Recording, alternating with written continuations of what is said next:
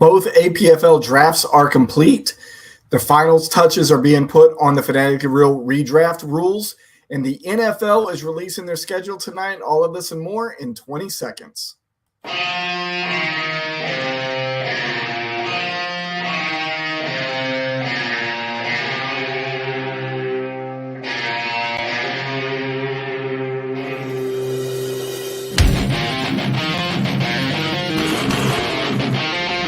Hey, fellow fanatics, welcome to the Fanatically Real broadcast, sponsored by Nature Coast Tailgating Apparel, the official apparel of the Fantasy Sports Alliance. How is no one tonight? Because there's nobody on right now, but it's going to be a short show anyway, so if you don't get a chance to watch this now, you can watch it later as well. The APFL draft is complete. We mentioned that at the top of the show. Last week, we were able to mention that the NFC side of the house was complete. They started theirs at 6 o'clock on Monday, just like the AFC did, and they were done by 3 p.m. East Coast time on Tuesday. The AFC took a little bit longer. They finished theirs last Thursday night at 8:35 p.m., but both are done. We had a conversation on both sides of the APFL of whether we were going to open free agency back up or not, and we did.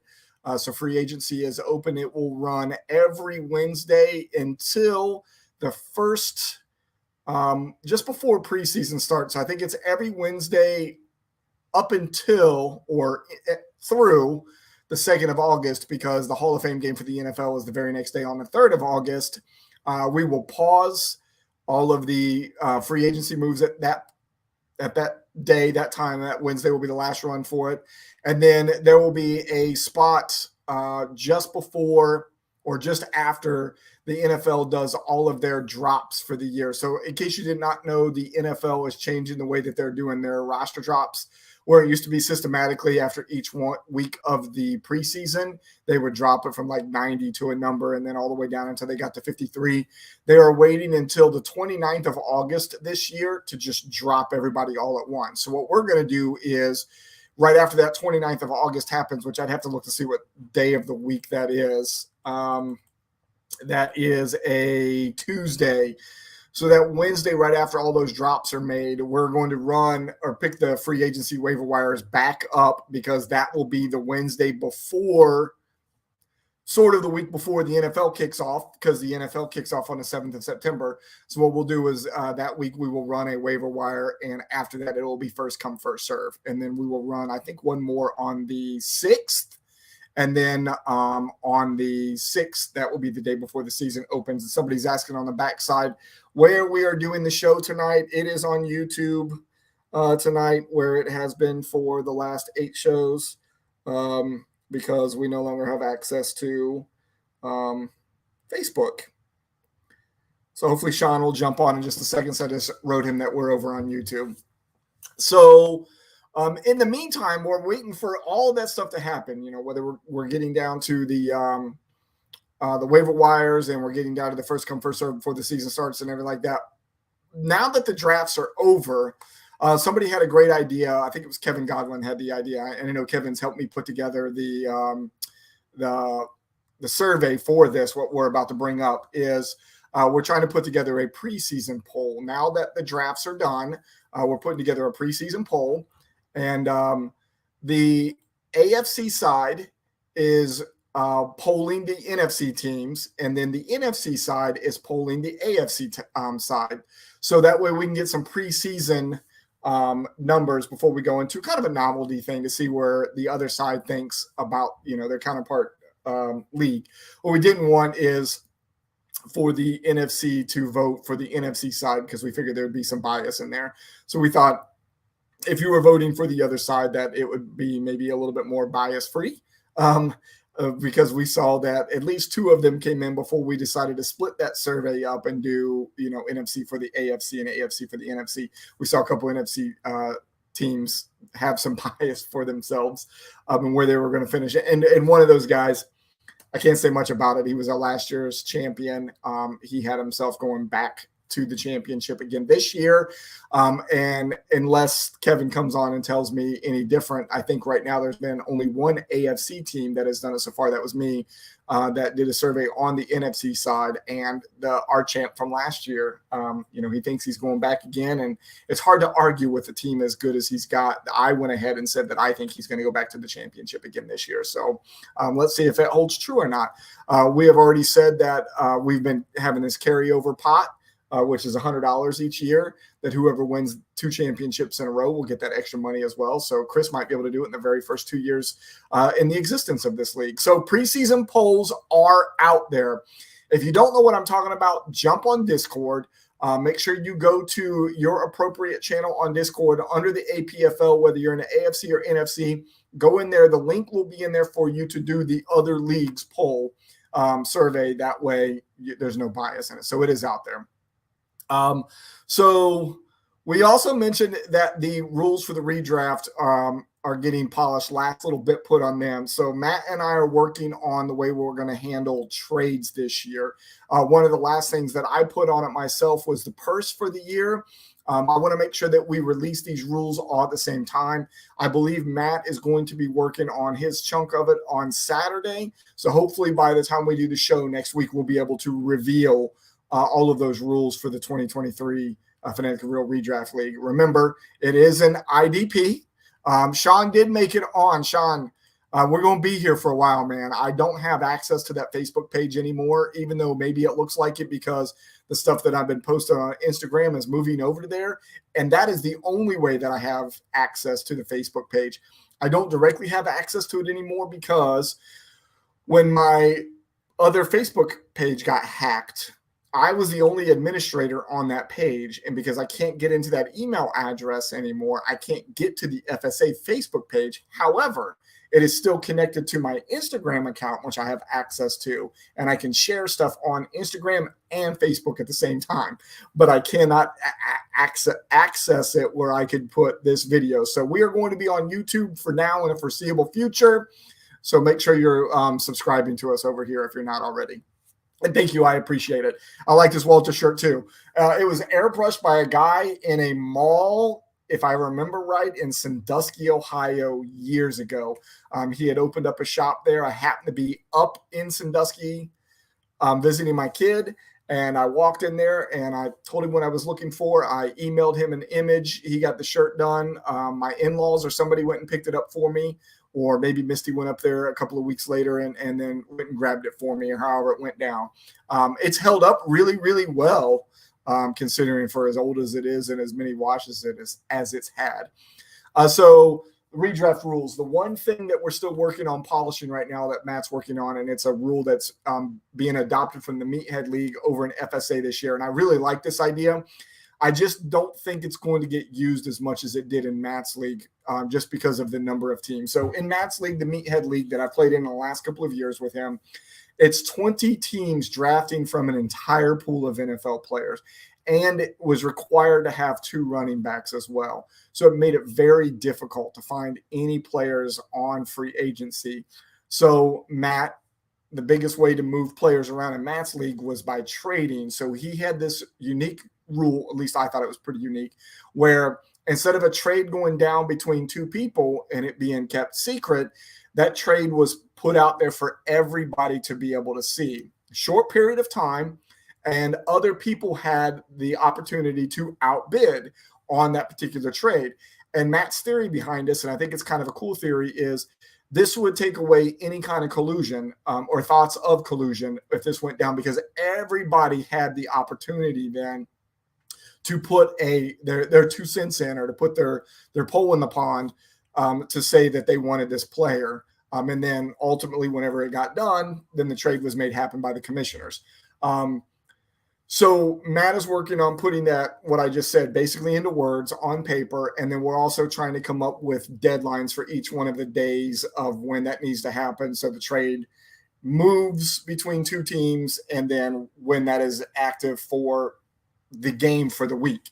So he is working on putting all of that out. Now, we say all of that when we both understand that it probably won't be as big of a deal in FSA, because with his 20 teams and everybody drafted from the same pool of NFL players, we are now reducing those number of teams that they're used to playing into our normal regional makeup of 12 teams. So trades probably, just like it has been historically in FSA redraft, probably won't happen as much. In fact, you know what? I can probably count on one hand the number of trades that we've had in all of our existence. But it will still be there for people to be able to interact with.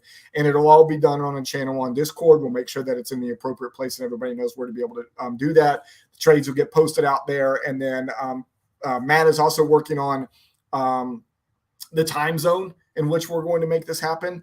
And I think between the majority of our players being mostly Eastern Standard Time, with a few of them sprinkled into Central Time Zone, and then a lot of his players being out in the West Canada region, which is basically kind of like 2 hours behind, we decided just to use the middle of the country as the time zone. So it's going to be based on Central Time Zone when this all comes out, and we will make sure we distinguish that in the rules so everybody knows what time zones those are. So that is the last thing that we're putting on there. So a couple other things that I settled as I was working on these rules over the last week or so, and I had asked like 2 weeks ago, I think, on a show, how do we want to break ties this year when it came down to records at the end of the year as far as seeding for the playoffs first at the regional level.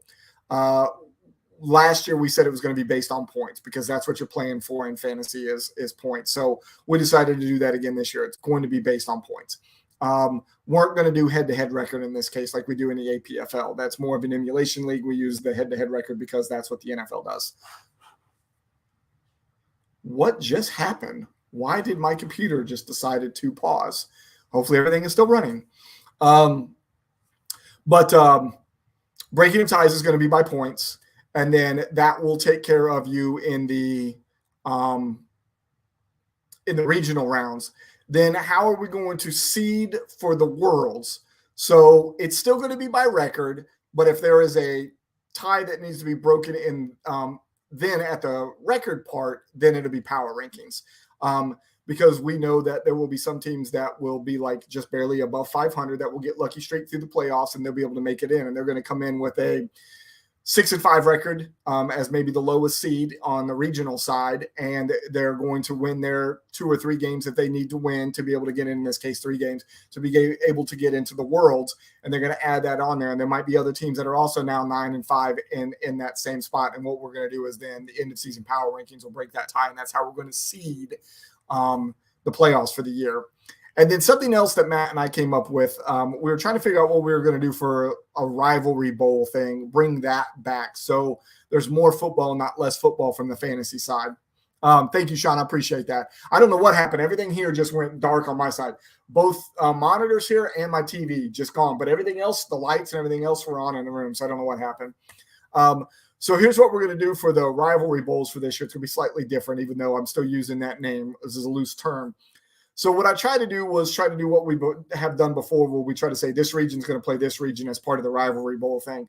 And then the other thing I thought about doing was, because everybody wants to play more football, not less football, what if I took each one of the teams in each one of the standings positions inside of a region and have them play against each other in a 6-team playoff, meaning all the 12th place teams would play against each other in a 6-seed bracket. All the 11th seeded teams would play in a 6-team bracket.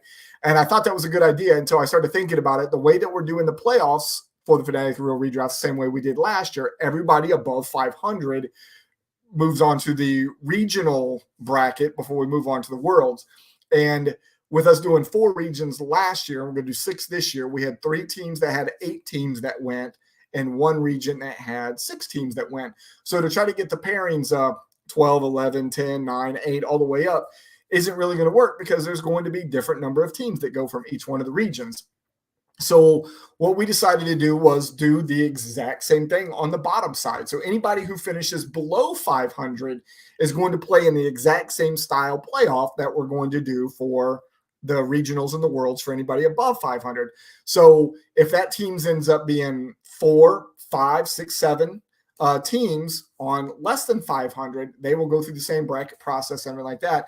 And what we're calling the Grey Cup, calling it the Grey Cup because that's what the Canadian Football League plays for, kind of like for their trophy at the end, like the NFL does for the Lombardi Trophy, they play for the Grey Cup. So we're going to do the same thing here. So why is that kind of important? So there's going to be a couple extra things handed out this year. Whenever you see the prize package that's coming out, you're going to see a little bit more money being added to the league fees and administrative fees this year than normal. Here's why. Helping with the shipping of the cornhole boards and the bags that are coming to the World Champion again this year by Nature Coast Tailgating. They are bringing those back for whoever the World Champion is going to get a custom set of boards and bags designed by the World Champion and myself. We send that information over to Brandon, and he gets it all printed, and we're going to ship that. So I'm going to help him with the shipping cost of that, of wherever that needs to go. And then each one of our regional champions this year are going to get a T-shirt, and then our Grey Cup champion is going to get a T-shirt, and that's going to come with a little bit of cost. So we're taking a little bit of that money to help offset some of that. So there will be stuff coming to you all at the end of this year, not just the money. You're going to get some extra tidbits to go along with it. So that's how we're going to do the playoffs this year from a winner's standpoint. From the teams that are 500 above, same thing as last year. For those that are below 500, it's going to have the same type of tournament. It's just that you're playing for the Grey Cup. So basically, and I didn't realize I still left this up there, you're basically playing for, in this case, the minimum number of teams that we could have is 24, and the maximum amount of teams I think we could have is 48.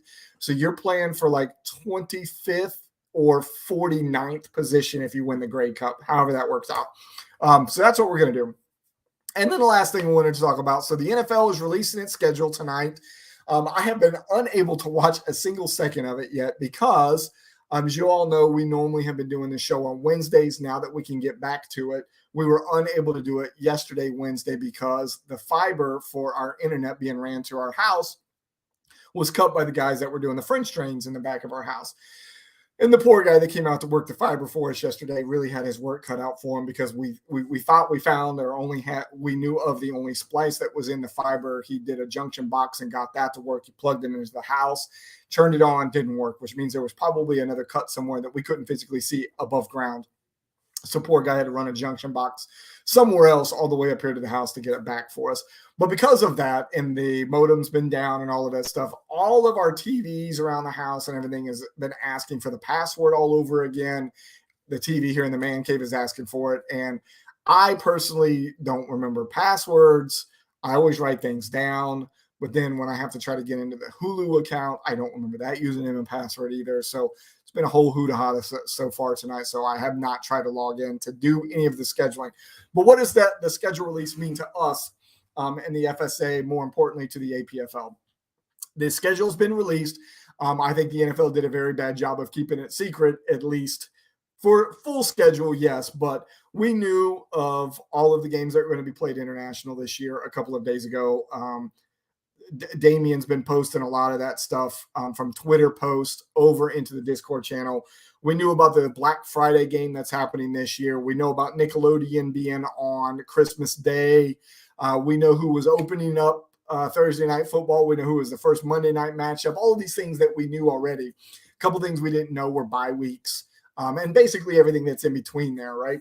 So now that has been released and all of the NFL teams are releasing their schedules now on Instagram, I saw it immediately, like 8 o'clock NFL released, 8:01. All the NFL teams had them out on their Instagram and social medias. I'm going to print off the schedule, and I'm sure Toby will as well. He's not out there watching us now. Maybe he will later. It's kind of like a thing that we get together since last year on our initial year. We're going to do it again this year. We'll sit down with the schedule and we try to match the APFL schedule, being an emulation league, as close to the actual NFL schedule as we can. And we'll be doing that again. My hope is to have it done sooner than later. Now, that being said, I'm probably going to take a little bit of a page out of what the NFL has done. And when we get ready to release it, if it's not next Wednesday, it might be the following Wednesday after that when we go live again, because I am also going to put together all of the art for all of the APFL's teams for their schedule release as well. So probably will be, I don't know if I'm going to do the full graphic like I did last year, where I did all 16 teams and who they played. I think we might just release this as a full, Word document type thing for a schedule. But when it comes to the social media side, we will release it probably team by team with the logos on there, because what we're going to use this year is way better than what we had last year. Even though I thought last year was pretty awesome in the way that we released it, this year is going to be a million times better, and it's going to go together so fast for me. Once the schedule's done, which is going to be the hard part, putting it all together on a graphic to be able to post on social media is going to be so much faster than it was last year. I think I was averaging a couple a day. I think it took me 6 days of that, working pretty hard nonstop to get all of that done. And what I'm going to use this year, I should be able to pump out all 32's team schedule in half of a day now. So it should be really fast, and it'll also be fun for me too. And I hope you all like what's going to come out from it. I would give you a sneak peek right now, but I just want to wow you all and blow your mind whenever it does finally get released. So hopefully for those of you that are not here right now, you are totally engaged in watching the NFL schedule release, and I hope it's a good one. I'm going to try to find a TV in this house that allows me to jump on so I can see it without having to put any username and passwords in. So we will be back next week, hopefully on Wednesday, like we should have been this week, minus the whole fiber optic mess up out in the backyard. Will we have the schedule reveal by then? Probably not, because it's probably going to take Toby and I a couple of days to wrap our heads around it like it did last time, put it all together and stuff like that. Again, I don't want to release it until I have all of the art ready for all of your individual schedules as well. And that could take me a little bit of time. So I would say at the soonest, we would probably have the schedule ready to go by the 24th of May. And I'll let you all know how the progress is going on that on Discord. So make sure you're paying attention to that. Probably do the same thing. If you all remember, we had the AFC, NFC schedule channels that are on there. Probably do the same thing again this year. I'll go ahead and put those all on there. That way everybody can see it and go back and look at it anytime they want. That's it. Pretty much a talking head tonight. My throat's a little dry. I got to go get something to drink. Hopefully you enjoyed the show. Hopefully you got a nugget out of it. Sean, hopefully you got something out of that you'll turn around and ask me about later. That way I can clarify it for you if you didn't understand it. But if you're watching this show later, make sure if you have any questions, come up on the net some way, whether it's a message here or come up over on Discord, shoot us an email, find us on any of our social medias, and you know where to find us. We are anywhere at hashtag #IPlayFSA or at #IPlayFSA.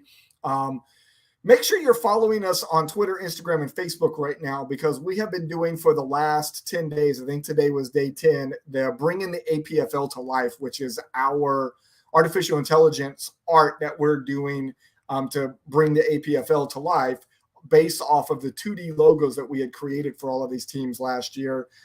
We got through Denver today, doing these alphabetically. That means Detroit's going to get released tomorrow, and I really, really like the Detroit one. So make sure you're following to be able to see that. And then we'll let you know what's going on with the schedule on our side as well. And before we go completely off, we have to make sure we thank our sponsors. Thank you to Mondo and the boys from the Recast, who are the official music of the FSA. And thank you to Brandon Valinka, who is the owner of Nature Coast Tailgating Apparel, who is the official apparel of the FSA. Hoping to be able to get Brandon to do those T-shirts that we talked about on both the regional championship side and the Grey Cup side for us this year at the end of the year. And for everybody else, or the one other person that's out there, maybe it still is Sean, thank you for watching the Fanatically Real broadcast, sponsored by Nature Coast Tailgating Apparel. If you like the show, again, go out, make sure you watch or like, subscribe, follow. Make sure you ding us with the little bell here on YouTube. Follow us on everything at hashtag #IPlayFSA or at #IPlayFSA. Make sure you come back here next week. We'll be back on Wednesday at 8:30 p.m. East Coast time. And remember, we are Fanatically Real. You all have a great night.